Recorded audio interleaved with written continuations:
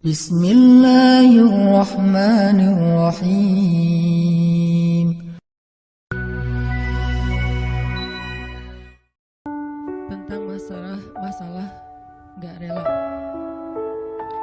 Ini judul diambil dari pemahaman atau tafsir terhadap surat Asy-Syarah atau surat Al-Insyirah. Karena memang seperti yang saya sampaikan pada pekan yang lalu dan beberapa pekan sebelumnya, kalau acara tongkrongan ilmu kita di Rabu malam akan coba kita bedah ayat-ayat atau surat-surat yang populer di masyarakat, dan itu kita coba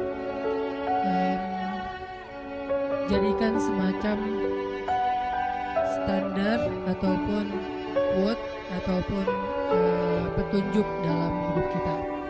Nah, kalau sebelumnya kita membahas tentang surat Ad-Duha, surat yang bercerita tentang galau, sedih, merasa sendiri, terus motivasi untuk tetap berserah kepada Allah, bahwa Allah gak pernah ninggalin kita, dan seterusnya. Pada malam ini kita akan membahas tentang kelanjutan dari surat Ad-Duha, yaitu surat Al-Insyirah atau juga dikenal dengan surat Asy-Syarah. Judulnya memang agak sedikit bebas, yang jelas nanti temanya akan berkaitan dengan surat tersebut, tentang gimana caranya biar sesuatu yang bikin kita tadinya gak rela jadi rela. Gimana caranya kita rela seseorang yang dekatnya dengan kita tapi nikahnya sama orang lain.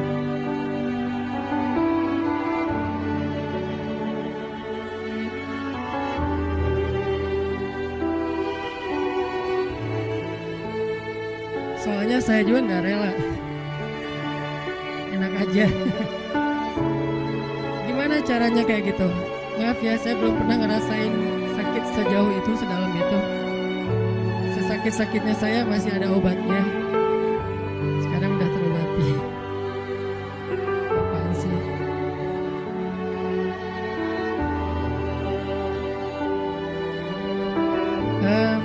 Gimana caranya kita bisa rela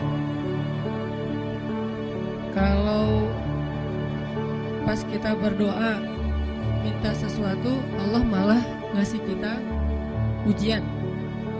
Kita lagi getol-getolnya meminta kepada Allah tentang sesuatu yang kita lagi kepengenin banget, tiba-tiba Allah malah ngasih yang sebaliknya. Gimana caranya biar kita rela kalau kita ditolak dengan bahasa yang lembut? Kalau kita ditolak dengan alasan-alasan yang kadang-kadang gak masuk akal. Kalau kita ditolak alasannya misalnya kayak kita kayaknya gak cocok, soalnya hitung-hitungannya gak dapat misalnya, atau karena mitos-mitos tertentu, atau orang tuanya kayak gak sreg gitu sama kita, padahal kita udah berjuang untuk caper-caperan habis-habisan, modalnya juga udah keluar banyak, tapi ditolak. Gimana caranya kita rela atau lega? Gimana biar kita lega? Ini ada nih, kalau kita ke masjid pakai sandal eger, pulangnya nyeker. Siapa nih? Terus banyak yang jawabannya politik gitu, gak usah dibaca. Nah gitu-gitu deh. Ada beberapa yang agak-agak unik, tapi yang paling unik yang tadi, kita udah kegeeran banget dia dekat sama kita tapi jadiannya sama orang lain, dan orang lain itu bukan siapa-siapa, teman.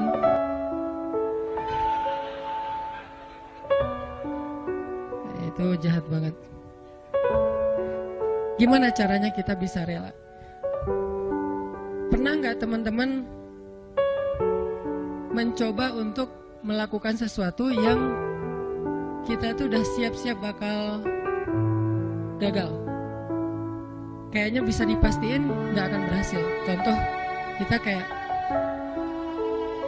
mau ngedatangin seorang calon mertua yang anaknya itu idola kampus banget, atau idola sekolah, atau teman masa kecil kayak Spider-Man atau apalah. Terus kita kayak yakin banget bahwa kita tuh bukan standar orang tuanya dan pasti kemungkinan besar akan ditolak. Cuman kan nggak ada salahnya juga untuk mencoba ya. Nah, ternyata ditolak beneran. Nah, gimana rasanya tuh? Apakah kita bisa benar-benar lega dan nggak dendam sama dia? Apakah kita benar-benar bisa ngerasa lega dan akhirnya bisa maafin orang tersebut kalau dia misalnya ngezolimin kita, ngejailin kita, ngecurangin kita, nikung kita?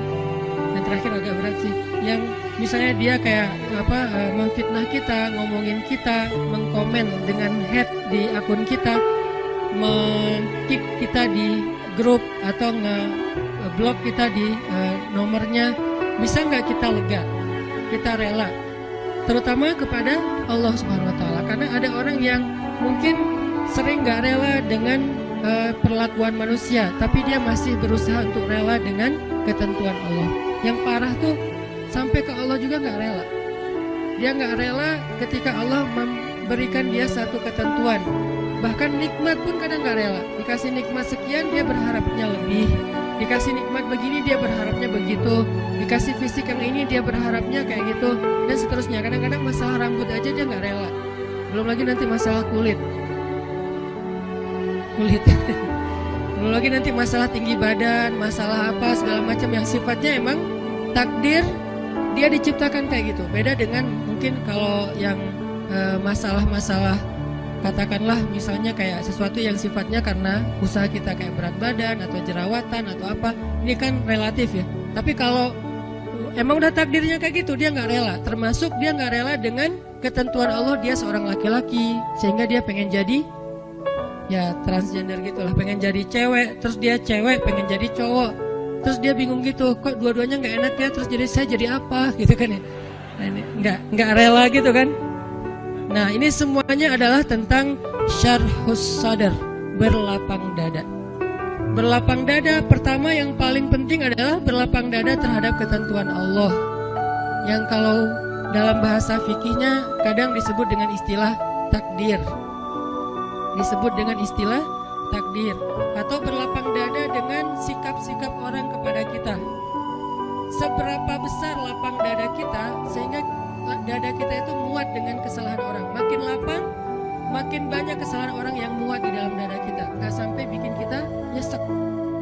Jadi ada kesalahan masih lapang, gak nyesekin kita, jadi kita masih santai. Kan orang kalau lapang, sebutlah kita kayak di sebuah ruangan atau di mobil aja nih. Kebenaran mobilnya mobil city car yang memang dua row gitu, seatnya cuma 4 orang. Nah, kalau masuknya cuma kita driver nih, masuk 1 orang teman, kita merasa sempit nggak? Enggak. Atau kita jadi penumpang sama driver, masuk seorang teman masih biasa. Masuk yang ketiga jadi 4 orang sekarang masih biasa. Masuk yang kelima, yang keempat jadi 5 orang, mulai agak-agak gimana gitu. Apalagi duduk di belakang kan ya. Nah, kebayang nggak kalau mobilnya bus? Kalau mobilnya city car yang mungkin cuman muat 4 orang nyamannya, terus diisi 5 orang, jadinya gimana? Nggak nyaman kan? Tapi kalau bus diisi 5 orang masih nyaman, leluasa, karena emang isinya harusnya 35, 40. Nah, artinya dada kita itu sesek tergantung kelapangannya, bukan tergantung masalahnya. Ada orang yang masalah sepele bikin dia nyesek. Ada orang yang masalahnya udah luar biasa, dia masih kayak biasa-biasa aja. Kenapa? Bedanya bukan masalahnya, tapi yang membedakan itu adalah syarhus sadarnya, lapang dadanya. Ada orang ketika diomongin dengan satu komen negatif, hate yang masih wajar lah ya, cuman kayak misalnya ria gitu doang, dia udah langsung rame gitu, udah langsung di replay, langsung terus dia kayak ngedebat gitu, langsung di blok, langsung dia kalau perlu akunnya juga ditutup, dia gak mau pakai lagi Instagram, pundung gitu, pundung Vsosmed misalnya.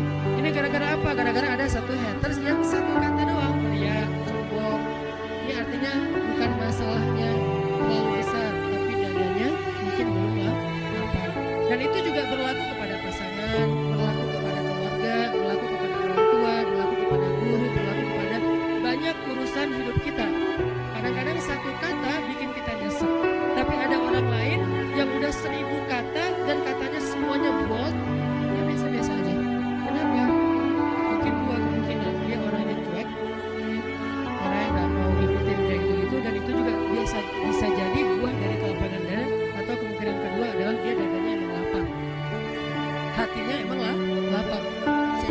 satu yang kita selalu doain itu apa? Rabbi syrah li, malah sebelum yang lain-lain, Rabbi syrah li sadri. Inilah yang diminta oleh Nabi Musa ketika Nabi Musa diutus kepada Firaun. Allah berfirman di surat Thaha, idhab ila Firaun innahu tagha. Pergilah kamu kepada Firaun, dia itu jahat banget. Tagha itu jahat banget. Tagha itu zalim banget. Tagha itu durhaka. Tagha itu sangat sombong. Tagha itu udah luar biasa kejahatannya, bukan lagi orang yang kejahatannya masih wajar, udah di atas wajar, namanya tagha. Innahu tagha. Firaun itu luar biasa jahatnya. Apa kata-kata Musa? Musa nggak bilang ya Allah beri saya senjata. Karena kalau Musa minta senjata, Allah bakalan kasih senjata yang bisa ngalahin Firaun. Musa nggak bilang ya Allah kasih saya misalnya harta supaya saya bisa ngebeli semua kekayaan Firaun, kekuasaan Firaun saya bayarin aja lebih daripada Qarun. Malah yang diminta oleh Musa dalam misi yang sangat berat itu apa? Qala rabbi syrah li sadri. Itu pertama yang diminta sama Musa. Musa berdoa setelah Allah memberi dia perintah, kata Musa, rabbi syrah li sadri. Ya Allah lapangkan dada saya. Lalu yang kedua, wa yassir li amri. Ya Allah mudahkan urusan saya. Jadi kalau dadanya udah lapang, maka urusannya jadi mudah. Kalau dadanya udah lapang, maka hidupnya jadi mudah. Kalau dadanya udah lapang, maka hubungan dengan pasangannya jadi mudah. Kalau dadanya udah lapang, maka hubungannya dengan partner atau teman kerja, tim bisnis kita jadi mudah. Kalau dadanya udah lapang, maka teamwork kita dalam suatu usaha sosial, gerakan dakwah atau apapun jadi mudah. Wa yassir li amri. Baru setelah itu, wahlul 'uqdatan min lisani yafqahu qawli. Selesai? Belum. Yang kita nggak bacain yang keempatnya, waj'alli waziran min ahli Harun akhi. Dan beri saya juga seorang pendamping yang dia pintar ngomong dan dia itu lebih ngerti realitasnya, lebih tahu apa yang terjadi di sana, saudara saya Harun, supaya kami bisa sama-sama berdakwah kepada di sisimu. Jadi yang pertama banget diminta oleh Musa menghadapi Firaun aja lapang dada. Kenapa? Karena kalau Allah kasih kelapangan dada untuk Musa, kejahatan Firaun itu nggak bikin Musa nyesek. Kebayang ya, orang yang lapang dada diperlakukan oleh Firaun aja masih belum nyesek. Gimana kalau suaminya bukan Firaun? Kan banyak ibu-ibu atau istri-istri bertanya, Ustadz gimana menghadapi suami yang pemarah, suami yang galak, suami yang nggak setia, suami yang suami. Sekian banyak kesalahan suaminya. Lebih besar mana dengan kesalahan Firaun? Pastinya lebih besar Firaun. Dan kita nggak membandingkan suami dengan Firaun ya. Artinya emang ya jauh lah insya Allah. Ini bukan dalam masa dalam niat membandingkan. Tapi kalau kesalahan Firaun aja dengan kelapangan dada Musa tidak pundung, Musa tetap bisa bersabar, Musa tetap bisa menuntaskan misi dakwahnya, berarti lapang dada itu penting banget dalam hidup kita, teman-teman. Sampai dengan kelapangan dada bisa menghadapi orang sekelas Firaun, berarti kan lapang dada itu penting banget ya. Yang kalau di bawah Firaun pasti akan lebih lega lagi nih. Di Firaunin aja lega, di Firaunin. Jadi diperlakukan oleh Firaun aja masih lega. Itulah yang diminta oleh Musa. Ini menandakan bahwa lapang dada itu salah satu doa yang paling penting untuk kita baca. Bukan cuma pas mau ngomong di depan kita baca Rabbi syrah li sadri. Kapan aja? Rabbi syrah li sadri. Rabbi lapangkan dada saya.